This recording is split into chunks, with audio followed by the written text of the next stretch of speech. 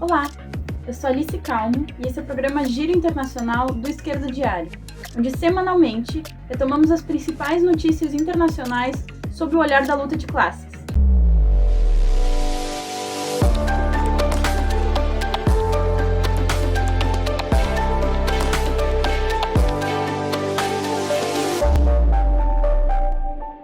Passando primeiro por um giro rápido, milhares desobedeceram a ordem policial chinesa e tomaram as ruas de Hong Kong contra a Lei de Segurança Nacional promulgada pela China. Mais de 300 pessoas foram presas. Enquanto o governo continental aumenta o controle repressivo contra movimentos por independência e liberdade da ex-colônia britânica, os Estados Unidos de Trump apelam cinicamente à democracia em sua cruzada anti-China, frente à sua própria catástrofe democrática. Na Europa, depois de receber ajudas bilionárias, patronais seguem fechando fábricas, demitindo e reduzindo salários massivamente no Estado espanhol. Frente à greve dos trabalhadores de uma fábrica da Nissan, em Barcelona, em defesa de milhares de postos de trabalho, a empresa tenta transportar materiais para outras plantas. Assim, os trabalhadores da fábrica Ávila fizeram um comunicado chamando a ocupação das fábricas da multinacional, pela nacionalização da empresa e das terceirizadas, sem indenização e sob o controle das e dos trabalhadores.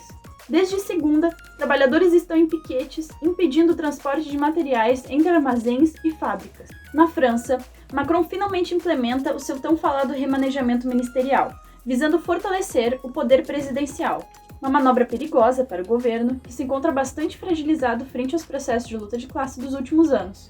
As polêmicas internas e a desastrosa gestão da crise do coronavírus, algo confirmado pelo fracasso nas eleições municipais, que seu partido se saiu muito mal. O Estado de Israel está à beira de um novo ato de guerra.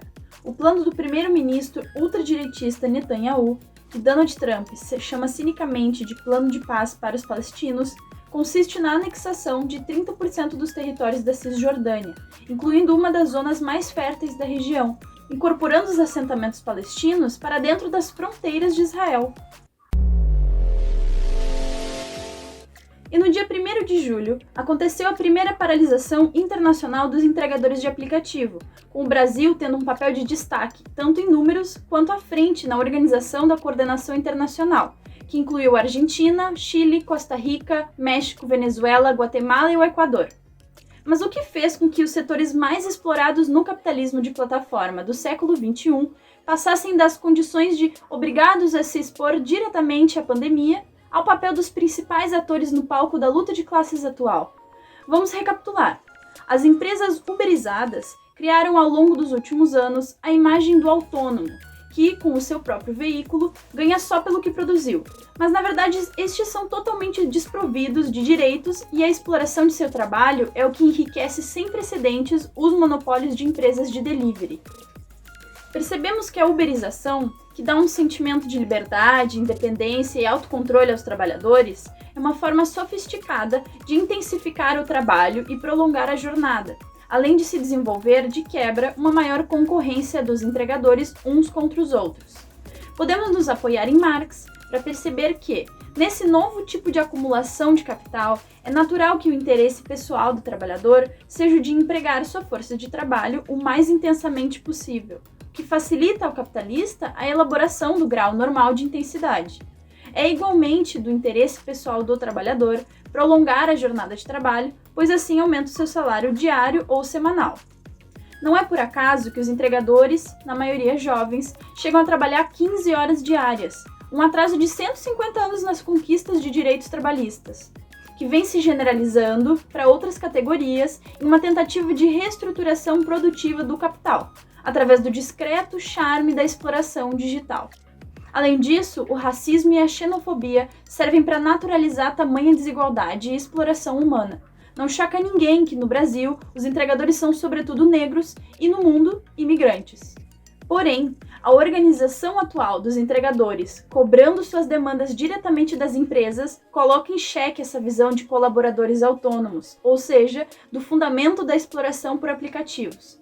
Além de que, se as empresas efetuarem alguma melhoria demandada ou abrirem algum tipo de negociação com os entregadores, fica muito mais explícito o vínculo trabalhista, o que impacta juridicamente no conjunto das lutas dos trabalhadores uberizados. As empresas contra as quais os trabalhadores lutam são transacionais. E a luta dos entregadores mostra que cada vez mais os trabalhadores se enxergam sem fronteiras.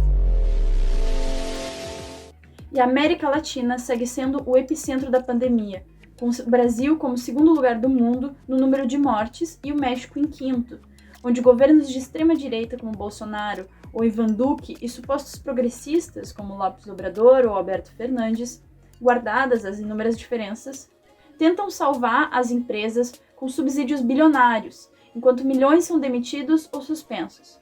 De acordo com a Organização Internacional do Trabalho, já existe uma perda de horas de trabalho equivalente a 47 milhões de empregos em meio à pandemia. No México, López Obrador segue reativando os principais centros produtivos do país, abaixando a cabeça para o governo estadunidense e para a burguesia nacional, com centenas de mortos nas fábricas maquiladoras que nunca pararam. No mesmo dia que os entregadores paralisavam, os trabalhadores da saúde fizeram uma manifestação em frente à Secretaria da Saúde da Cidade do México, exigindo a readmissão dos companheiros demitidos por denunciar a precariedade dos hospitais. No Chile, os trabalhadores realizaram manifestações por saúde, pão, trabalho e em defesa de uma paralisação nacional.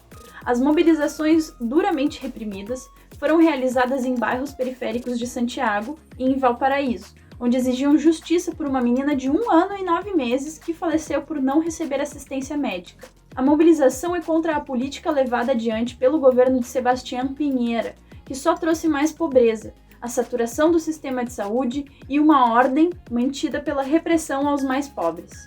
No sábado, na Bolívia, a população de Cara foi acordada com aviões militares fazendo voos rasantes, enquanto policiais e militares reprimiam a população e suas barricadas que já duravam 6 dias, em exigência à liberação de 8 presos e o direito à água, pão, comida e trabalho.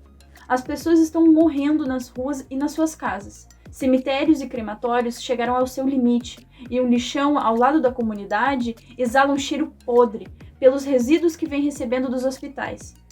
Isso tudo em um cenário em que a presidenta golpista, Jeanine Áñez, descumpriu o acordo ao qual haviam chegado algumas semanas atrás. O movimento contra o racismo e a violência policial nos Estados Unidos segue recebendo apoio massivo da população, chegando a demanda pela abolição da polícia e com greves de setores estratégicos da classe trabalhadora. Porém, se vê um refluxo inicial das ações de rua, além das desocupações violentas do que agora é conhecido como o protesto organizado de Capitol Hill, em Seattle, e do acampamento da Prefeitura de Nova York. Nos dois casos, os relatos remarcam o nível de resistência à repressão, a brutalidade da mesma, empregando até mesmo o FBI em Seattle. A mudança de nome de Capitol Hill havia intuito de expressar que queriam seguir se organizando a partir de lá. Estão sendo impulsionadas campanhas pela liberdade e pela retirada das acusações contra Colin Formeres, Raj Rahman e Samantha Shader, que Trump quer transformar em punição exemplar, sendo incriminados sem prova alguma de terem atacado carros da polícia com molotovs, num cenário em que a polícia atacou e assassinou manifestantes impunemente. Nacionalmente, também se arma uma luta contra os despejos.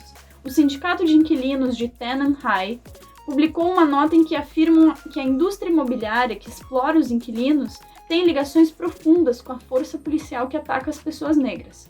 A polícia existe para proteger a propriedade privada e os grandes proprietários querem seus imóveis garantidos para que possam seguir lucrando em cima dos aluguéis. Ao mesmo tempo, mais de 4 mil trabalhadores da construção naval entraram em greve na fábrica de Bath Iron Works, que abastece diretamente o exército estadunidense e, portanto, possuem uma força estratégica que vai muito além de quantos são. Na última semana, perderam seu seguro de saúde, num país onde toda a saúde é privada. A empresa é duramente criticada por contratar fura-greves, após essas terem se multiplicado junto ao fenômeno de luta por George Floyd. Nesse cenário, em que o desemprego chega a 11% no principal país imperialista, Bernie Sanders segue promovendo Biden, o candidato do establishment. Nos Estados Unidos e no mundo, mais do que nunca é necessária a batalha por um outro tipo de partido, da classe trabalhadora junto às negras e negros, latinos, migrantes, mulheres e LGBTs. Por isso queremos convidar para nesse sábado, 11 de julho, conectarem ao ato internacional simultâneo contra toda forma de racismo e violência policial, com oradores dos Estados Unidos, França e Brasil e saudações da Grã-Bretanha, Alemanha, Chile e Bolívia. São organizações de 14 países que convocam esse ato internacional simultâneo para repudiar toda forma de racismo e se somar à onda que atravessa o mundo, para apoiar as lutas da juventude, da classe trabalhadora e de todos os oprimidos que combatem e enfrentam as piores consequências do coronavírus. Que seja a crise paga pelos capitalistas, por uma internacional da Revolução Socialista. A equipe do Giro Internacional te espera lá.